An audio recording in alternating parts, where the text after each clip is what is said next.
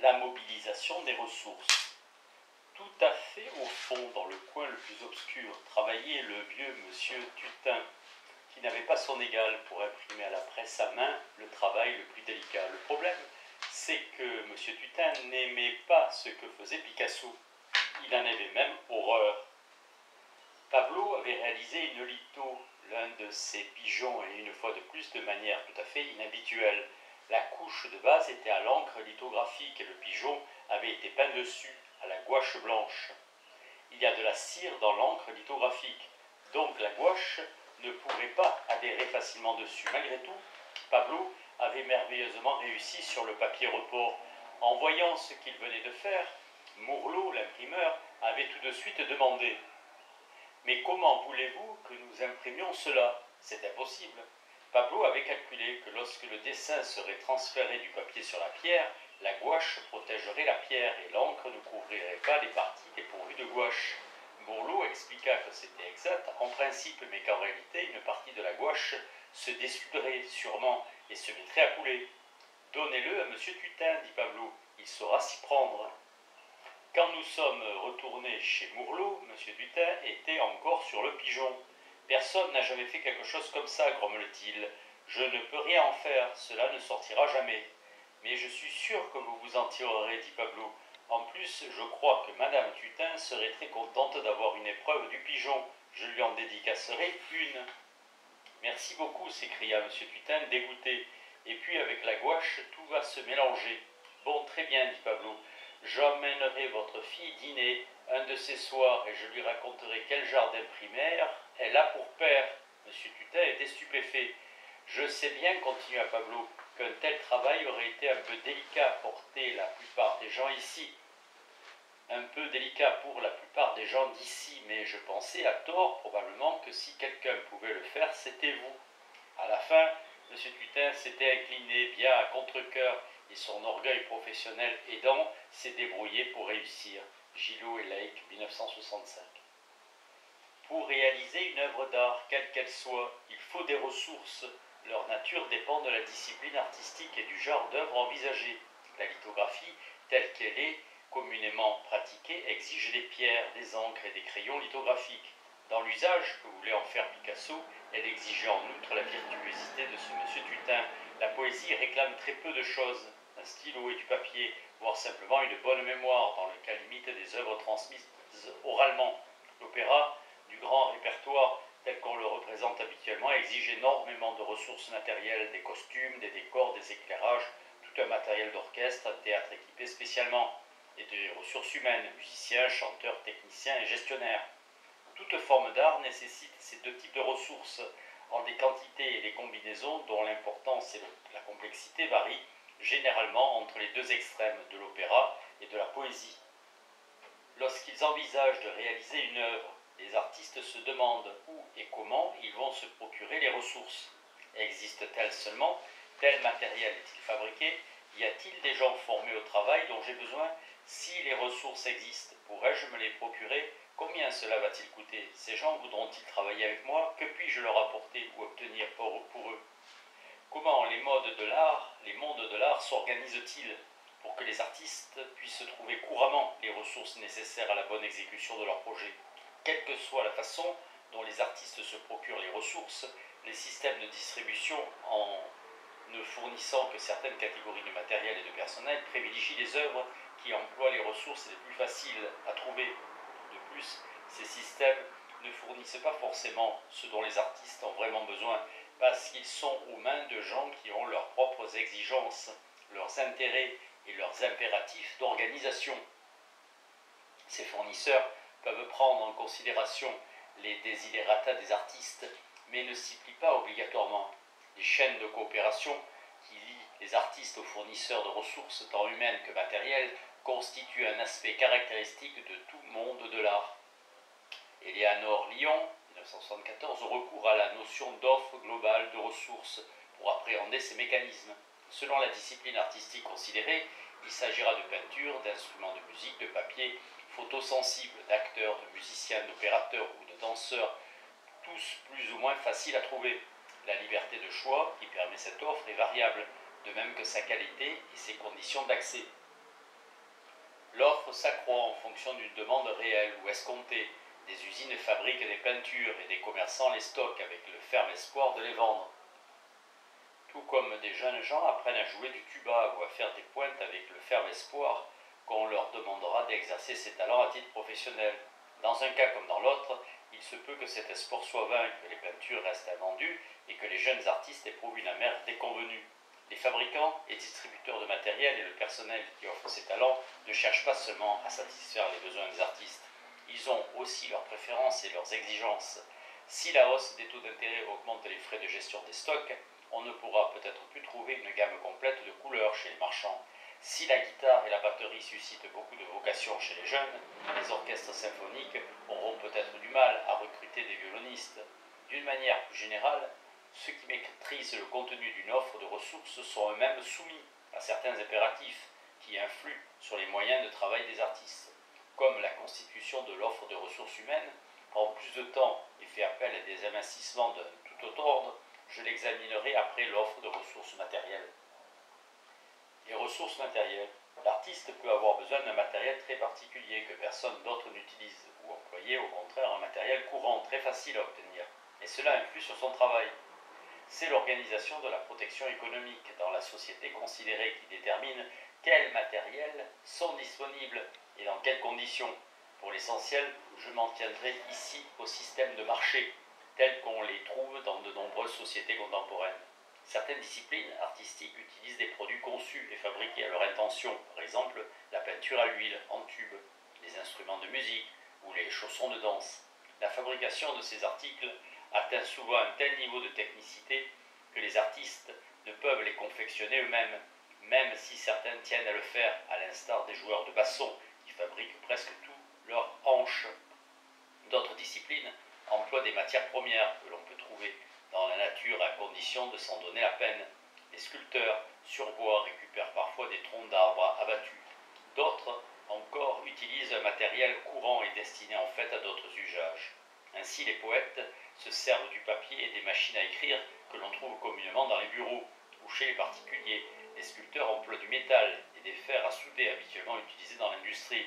Et des artistes plasticiens tirent parfois parti d'objets usuels, meubles ou produits alimentaires. Les artistes qui se servent d'articles tout à fait courants sont moins assujettis aux conventions des mondes de l'art. En contrepartie, ils doivent s'accommoder de ce que les gens utilisent à toutes sortes d'autres fins que l'art et qui est donc facile à trouver. Comme c'est en général la solution la plus économique pour se procurer les matériaux de travail, les artistes qui n'ont pas beaucoup d'argent l'adoptent souvent. Ils peuvent se faire offrir, emprunter ou même voler ces articles n'importe où. Quand le Tactile Art Group, un atelier axé sur l'invention d'une nouvelle forme d'art que Philippe Brickman et moi aimions à la Northwestern University, réalisa ses premières œuvres, presque tous les artistes du groupe utilisèrent des matériaux que l'on trouve chez n'importe quel étudiant américain, notamment des provisions de bouche telles que la farine, les desserts instantanés, les haricots cuisinés, les macédoines de fruits ou de légumes, présentés dans des récipients ordinaires et que les spectateurs devaient pouvoir toucher. D'autres s'éloignèrent un peu plus de leur environnement habituel et utilisèrent du papier de verre et divers matériels de bricolage. Il n'est pas nécessaire de construire des équipements spéciaux pour fournir ce matériel aux artistes. Le fonctionnement normal de l'économie de consommation engendre une production type, dont la diversité suffit en général amplement aux besoins des artistes. Aux États-Unis, la demande en papier machine à lettres ou des colliers suscite une gamme de couleurs, de formats et de qualités assez vaste pour répondre à tous les besoins des artistes plasticiens qui réalisent des collages, papier collé ou sculptures en papier, est certainement beaucoup plus large que nécessaire pour répondre aux exigences du romancier ou du poète le plus gros maniaque. Pour les papiers expressément destinés aux arts plastiques, c'est une autre histoire. Là, l'offre de ressources destinées aux activités ordinaires couvre tous les besoins des artistes. La situation n'est pas différente quand des artistes emploient des ressources conçues pour un usage industriel ou commercial, encore que dans ce cas, le choix se révèle souvent plus limité, soit parce que les applications industrielles n'exigent pas un matériel très varié, soit parce que les artistes ne savent pas où se le procurer. Les photographes d'art ne constituent pas la clientèle principale ni même secondaire que vise l'industrie photographique. Elle oriente sa production soit vers le marché professionnel, studios de photographie et applications industrielles de toutes sortes, soit vers le marché familial de la photo souvenir, qui ne l'oblige ni l'un ni l'autre à proposer une gamme aussi variée que le souhaiteraient les artistes. Cependant, cette même industrie fabrique des produits dont les photographes d'art n'ont découvert que récemment la propriété de colorer les images, sans équipement spécial ni manipulation compliquée en laboratoire. En somme, la demande industrielle et commerciale engendre une offre de ressources variées, mais les artistes ne la connaissent peut-être pas aussi bien que les biens de consommation courante des ménages. Il existe bien entendu de nombreux articles fabriqués expressément pour un usage artistique. Les instruments de musique et le papier à dessin en sont deux exemples évidents. Dans ces deux cas, les fabricants font partie intégrante du monde de l'art considéré. Ils produisent à l'intention d'un monde de l'art et ils sont attentifs à ce qu'ils croient avoir des besoins de ses participants. Les artistes utilisent leurs produits parce qu'ils ont appris en cours de leur formation à faire précisément ce que permet le matériel disponible. Les facteurs d'instruments sont des membres permanents du monde de l'art musical. S'ils sont soucieux des besoins des artistes, ils leur imposent aussi des contraintes avec le matériel qu'ils leur fournissent. Si les produits qu'ils fabriquent conviennent généralement à la plupart des praticiens de l'art, c'est simplement parce que ces derniers ont l'habitude de travailler avec le matériel en question. Pour les mêmes raisons, la production des fabricants ne répond pratiquement jamais aux besoins de ceux qui essaient de créer du neuf ou du vieux, si on va par là, dans une discipline donnée. Plus le matériel est adapté à l'exécution d'une chose précise, et moins il se prête à d'autres usages. Si un instrument de musique, comme le saxophone, est destiné à émettre les sons de la gamme chromatique, on ne pourra guère l'utiliser pour jouer des quarts de ton ou de plus petits intervalles. Pour cela, il faudra inventer et construire des instruments tout à fait différents. De même, certains artistes qui ne trouvaient pas chez les fournisseurs de papier ce qu'ils souhaitaient pour leur travail se sont mis à fabriquer leur propre papier. Du même coup, ils ont appris à exploiter autrement les possibilités artistiques du papier, en le travaillant dans sa substance même et non plus seulement en surface. L'importance des contraintes que le matériel conventionnel fait peser sur l'artiste dépend dans une certaine mesure du degré de concentration monopolistique du marché. Si un seul fabricant ou un tout petit nombre de firmes domine le marché, à la limite, l'État contrôle la fabrication, de sorte que toutes les décisions de production sont centralisées. Ces monopoleurs seront relativement indifférents aux besoins ou aux désirs des minorités artistiques. Prenons par exemple la fabrication du matériel de photographie. George Eastman, le fondateur d'Eastman Kodak, avait le don de découvrir des procédés capables de défier la concurrence et de s'en assurer l'exclusivité commerciale. Jenkins, 1975. Cela devait avoir de lourdes conséquences pour les photographes d'art. 2 ou 3 firmes seulement fabriquent le papier en sensible, et si leur gestion l'exige, elles peuvent très bien supprimer du catalogue des articles utilisés par les artistes. Ainsi, beaucoup de photographes avaient appris à tirer parti des effets esthétiques que permettait le Record Rapid, un papier légèrement bistre qui était le seul de ce genre à avoir survécu à la concentration croissante de la production. Quand Agfa cessa de le fabriquer, les photographes durent inventer de nouveaux procédés artistiques pour en pallier l'absence. La dépendance de l'artiste à l'égard des fabricants et des fournisseurs lui impose des contraintes plus ou moins pesantes, selon le degré d'homogénéité de la production dans un monde de l'art donné. Si les artistes se font tous la même idée des œuvres valables et de la façon de les réaliser, il y a de fortes chances que le matériel disponible se limite à ce qui est nécessaire pour créer ce type d'œuvre. Quand un monde de l'art a un répertoire plus diversifié, les fabricants essaient en général de pourvoir à la pluralité des besoins. Si le système économique tolère et encourage leurs initiatives, des chefs d'entreprise prendront volontiers le risque de fournir un marché restreint et minoritaire. Ces entrepreneurs fournissent souvent les matériaux de base ordinairement destinés à la fabrication de produits conventionnels qu'ils vendent à des sociétés disposées à se substituer aux grandes firmes pour répondre aux demandes des artistes. On aura un aperçu de l'état d'esprit qui préside à ce genre d'initiative en lisant un extrait du catalogue d'une petite société qui commercialise des produits chimiques destinés au tirage d'épreuves sur des supports inusités. En sachant faire ce traitement avec des produits maison, vous maîtrisez davantage le résultat. et vous aurez l'assurance que le fabricant ne vous obligera pas à renoncer à votre méthode de travail personnel. En outre, cela fera de vous un homme capable d'apporter des innovations et peut-être de perfectionnement. Ces traitements, qui ne présentent aucune difficulté particulière, vont dans le sens de la créativité, de l'indépendance et de l'autonomie. Photographer's Formulary, Chemical and Laboratory Research, au catalogue. C'est moi qui souligne. Ceux qui fournissent le matériel ne font pas qu'imposer des limitations au travail des artistes. De temps à autre, des inventeurs créent un matériel qui ouvre des perspectives nouvelles aux artistes, dès qu'il leur est accessible.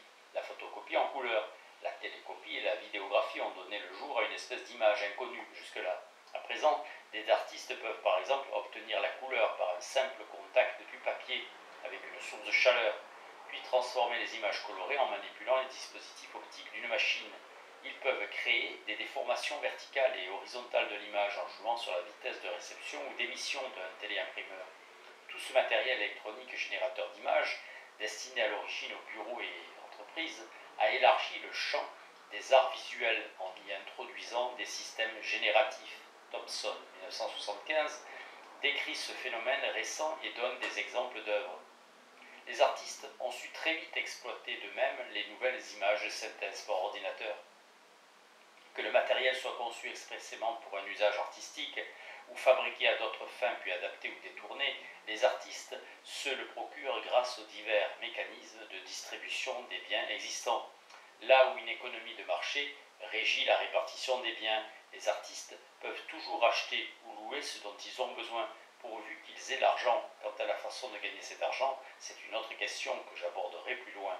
Les artistes impécunieux peuvent chaparder. Il n'est pas rare qu'un artiste célèbre fasse l'aveu ou se vante de quelques larcins commis à une époque où il tirait le diable par la queue.